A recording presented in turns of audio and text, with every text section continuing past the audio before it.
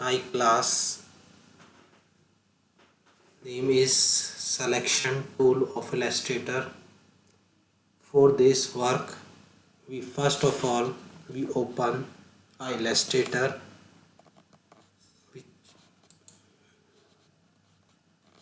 In this video, I have no requirement of this page. First of all, we see the file menu and click on F and Control and say new. First of all, you give the name of your page.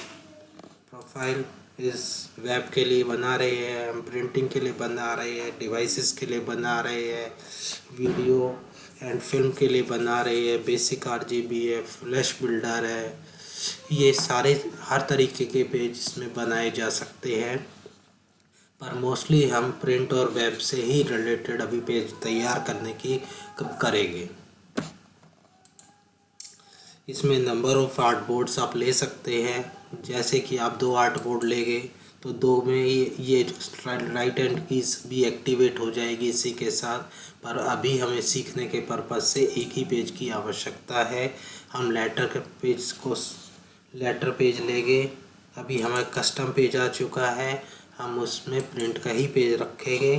अब letter के size जो है, paper का जो size होता है वो बहुत डिफरेंट टाइप्स के होते हैं, जिसमें हम आपको यहाँ पे कोई कस्टम पेज भी आप ले सकते हैं और जिसकी साइज और विड्थ आप यहाँ पे दे सकते हैं।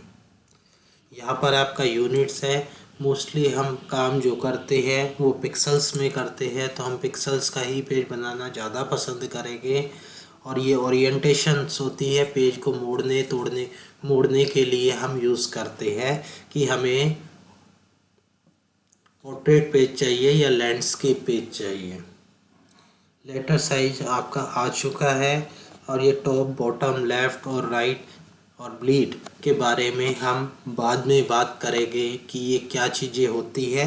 अभी इसकी आवश्यकता बाद में बता दी जाएगी कि ये चीज़ अच्छी होती है, पर देखते हैं। सबसे पहले हमारा पेज खुल चुका है और उसमें हम सिलेक्शन टूल की बात करनी शुरू करने वाले हैं।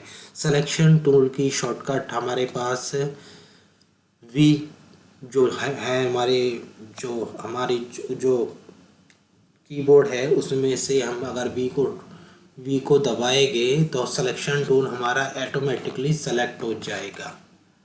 और एन टूल जो है हमारा शेप के लिए यूज़ होता है, और शेप बनानी हमें सिलेक्शन टूल सीखने के लिए हमें शेप बनानी बहुत ज़रूरी है, नहीं तो हम कुछ भी काम नहीं कर सकते। अब शेप बनाने के लिए हमने एम टूल को यूज़ कर लिया, जिसके द्वारा हम एम टूल पर आ गए हैं। पर एम टूल में हम एक ख़ास चीज़ देखते हैं शेप टूल में कि उसके साथ नीचे बॉटम कॉर्नर में एक एरो दिखाई दे रही है। इसका मतलब ये होता है कि इसमें और भी बहुत कुछ है। अब रेक्टेंगल में हम 2 ही चीज़ें बना सकते हैं, एक तो हम स्क्वायर का निर्माण कर सकते हैं और हम एक रेक्टेंगल का निर्माण कर सकते हैं।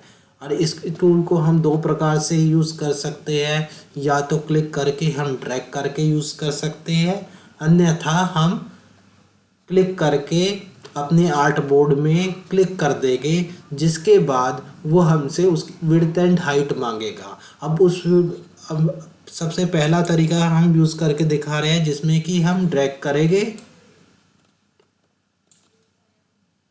और दूसरा तरीका जिसमें हम रेक्टेंगल को क्लिक करके टूल को करेंगे, जिसके साथ में हम ये एक लिंक सा देख रहे हैं। इस पे लिखा आया है concentrate width and height position.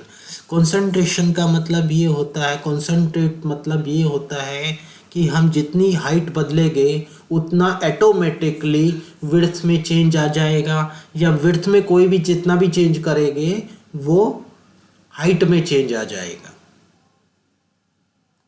पर हम अभी इसका यूज़ नहीं कर रहे हैं। अभी हम चाहते हैं एक परफेक्ट स्क्वायर बनाना, जिसके लिए हम ऐसा क्लिक कर लेते हैं और इसमें जो है हम 100 कर लेते हैं। इसमें 100 फीड कर देते हैं। इसकी विड्थ आप देखेंगे अगर वो कंसंट्रेशन के साथ चल रहा है तो उसने अपने आप ही उसको 77 कर दिया।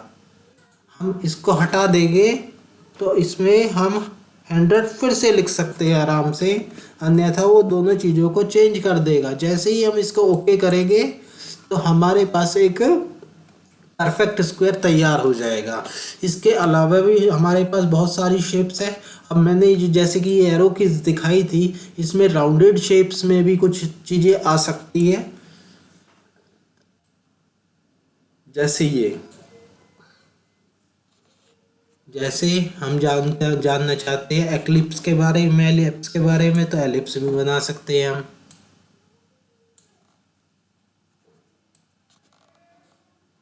As per use.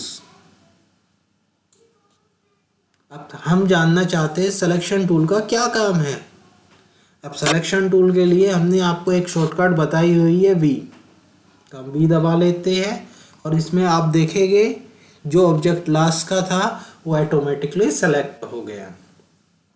इसमें हम एनलार्ज कर भी किसी भी ऑब्जेक्ट को हमें एनलार्ज कर सकते हैं और शिफ्ट के द्वारा एक प्रोपोर्शनेटली हम उसको एनलार्ज कर सकते हैं और हम उसको छोटा बड़ा, एक तरह सीधी भाषा में हम उसको छोटा बड़ा कर सकते हैं।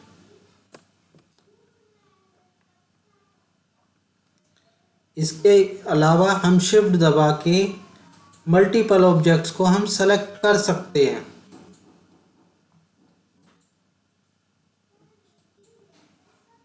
और सभी ऑब्जेक्ट्स को एक साथ उठाकर दूसरी पोजीशन पे रख सकते हैं। हम ड्रैग करके इस तरीके से भी हम सारे ऑब्जेक्ट को सेलेक्ट कर सकते हैं और इससे हम किसी भी ऑब्जेक्ट को एक प्रोपोर्शनेटली रोटेट भी कर सकते हैं, जो कि 45 डिग्री पे होता है। आज की क्लास में बस इतना ही। अब मिलेंगे हम अगली क्लास में।